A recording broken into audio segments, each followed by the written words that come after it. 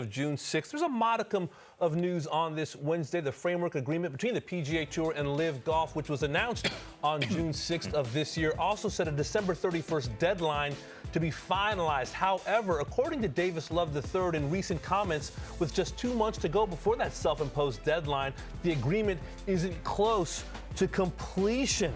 How about that? This is what he had to say. The only thing I do know is nothing is going to happen really fast. I don't see any way. We made an offer, and if you don't ever communicate, we can't make another offer. It's bizarre what's going on. It's a long way from anything. The Sharks are circling. Now everyone wants to invest in the PGA Tour.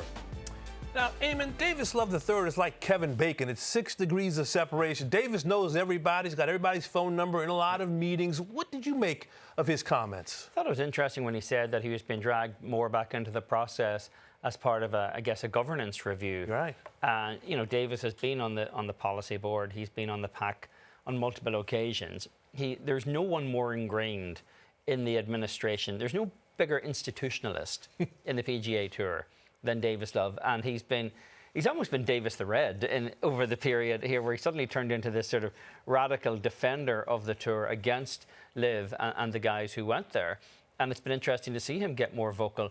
But what he's saying here is very much reflective of what we hear from sources all the time, is that the progress towards this December 31st deadline that was in the framework agreement as of June 6th, not going anywhere. I talked to one person last week who does have some clarity on this situation, and the phrase they used was zero progress since June 6th.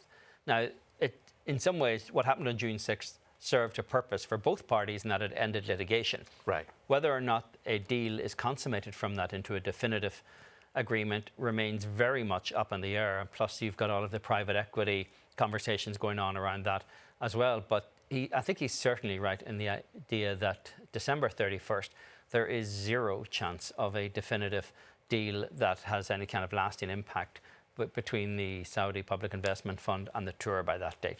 Well into next year, it's possible that the deal might happen. It's also possible the deal might not happen at all. But this deadline is just pie in the sky stuff. What do you make of his comments? The Sharks are circling as if there is a long line of private equity, perhaps, investment potentially waiting for the PGA Tour should this framework agreement not come to pass. There certainly is a long line of private equity. I've been told that there were more than 10 companies signalled interest. Now, we've heard that Endeavour, Ari Emanuel's company, had said over the weekend that they were told that they were not moving forward to the next point in the process. And I understand that other companies were also told that they're not moving forward, but there are a lot of others who are moving forward in this conversation. That aspect of it, the private equity side of whatever the future looks like, seems to be moving with much more clarity and more pace than the Saudi side of things, and which is probably easier because it's simply there's no politics on the private equity side of it, really. There's no animosity based on what's happened with LIV. On the Saudi side of things, you're going to talk about schedules and players coming back and the legacy of recriminations that exists there. Whereas on the private equity side, it's simple: how much, what do you want for it, and what's the ownership stake versus what the players want of it. That would seem to be a somewhat easier argument to resolve than the idea of the Saudi argument and the LIV argument on the other side of it. But there's definitely a lot of interest on that side, and for all we know, at some point the players may just simply decide this side, the private equity side, seems to hold more promise. Let's move away from that side and go this way, because the players are now running the matters on this thing. They're no longer sort of passengers in a car being driven by someone else. You know, we spoke to Keith Mitchell yesterday. We're going to speak to Bo Hostler hopefully in just a little bit. Must be fascinating to be a player in this moment. Keith Mitchell saying he is interested in what's going on off the golf course. You know, you could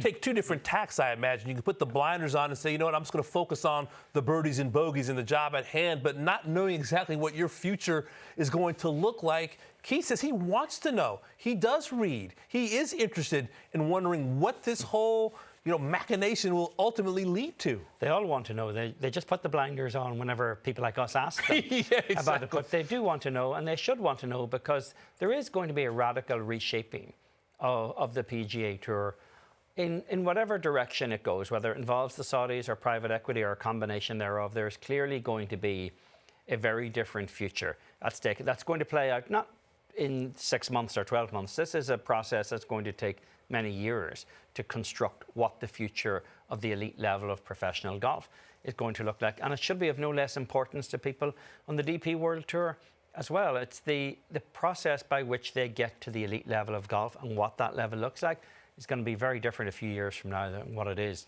as we speak. One thing Joe Ogilvy wrote in that letter, and we spoke to him yesterday, a PGA Tour winner who was on the policy board back during his playing days, was that, listen, this is the greatest economy on the earth, meaning the United States, with a PGA Tour product with 90% of its events within 3 time zones, that this is a very attractive product, that this is a trophy product. Do you agree that this ultimately, whatever it looks like, whether it's PIF money or private equity money, that ultimately, at the end of the day, this will be an attractive product that commands billions and billions of dollars? It clearly is, because you see that many companies circling who want to buy into this.